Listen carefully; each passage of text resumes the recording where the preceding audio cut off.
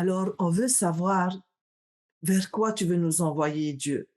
Les 6 prismes que nous avons déterminés dans l'Église sont la connaissance et la raison, les Écritures, l'expérience personnelle et communautaire, la révélation continue, la tradition et le consentement commun.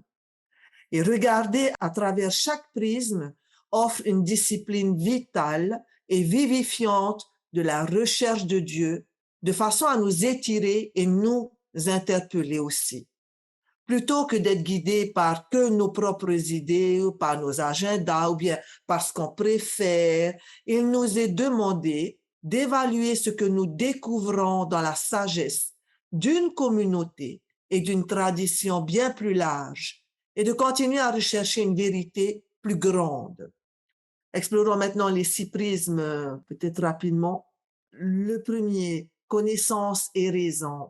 Nous avons besoin de faire bouger, de prendre en compte les informations que nous avons à travers les études, à travers la raison. Ça ne veut pas dire qu'on n'a pas confiance au Saint-Esprit. Ça veut juste dire que c'est une façon dont nous aimons Dieu avec notre cœur et notre esprit. On passe à la suivante. La révélation continue. Alors, c'est cette rencontre qui continue avec Dieu. Nous y croyons fort et dur, avec Jésus et avec le Saint-Esprit. Et ça ajoute un aperçu supplémentaire, ça approfondit notre compréhension de nos expériences, qui nous élèvent, qui nous forment. Cette révélation dévoile les dimensions de nos rencontres passées avec Dieu, qui n'ont peut-être pas été encore reconnues ou peut-être mal comprises. L'autre prisme, c'est la tradition.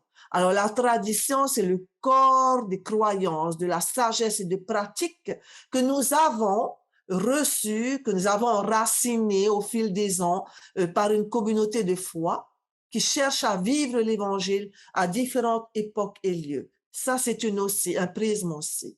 Sur le prochain, expérience personnelle et collective.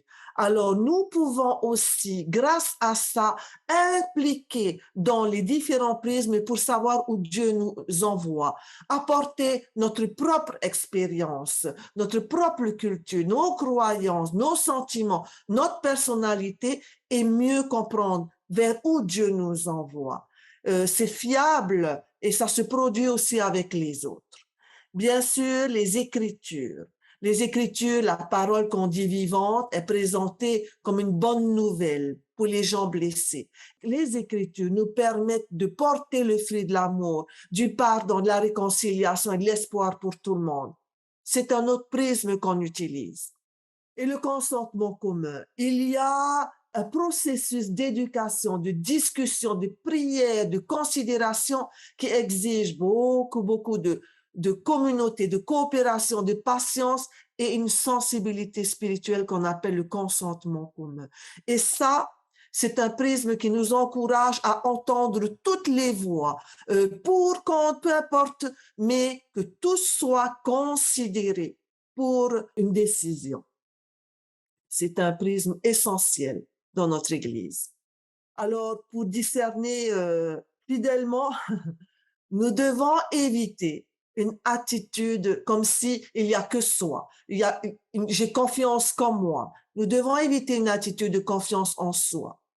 Et ce qui veut dire se fier entièrement à ce que l'on pense, à ce qu'on ressent, à une attitude de certitude que l'interprétation actuelle que l'on croit être absolue, immuable et vraie. Ce que vous allez me dire, c'est faux. Cette attitude ne peut pas nous ouvrir sur une compréhension plus large de la volonté de Dieu. Le discernement que nous avons expliqué nous invite donc dans une perspective d'aller explorer. Et inclus, il faut être curieux, il faut vouloir travailler mutuellement, il faut être ouvert et il faut être humble. Et en engageant les 6 prismes, nous écoutons Dieu de manière différente afin de pouvoir entendre, voir et ressentir le Saint-Esprit. Souvent, on est frustré ou coincé parce que nous sentons qu'il y a beaucoup plus. On dit qu'il y a quelque chose qui manque, mais nous ne pouvons pas voir par où il faut aller, la voie à suivre. Et utiliser ces prismes-là peut être une pratique qui libère en élargissant notre façon de chercher le sens. Alors on s'engage les uns avec les autres pour écouter avec profondeur, même lorsqu'on n'est pas d'accord. Le Saint-Esprit est à l'œuvre au milieu des tensions et des idées enflammées, telle une force créatrice pour ouvrir de nouvelles façons de penser et d'être ensemble.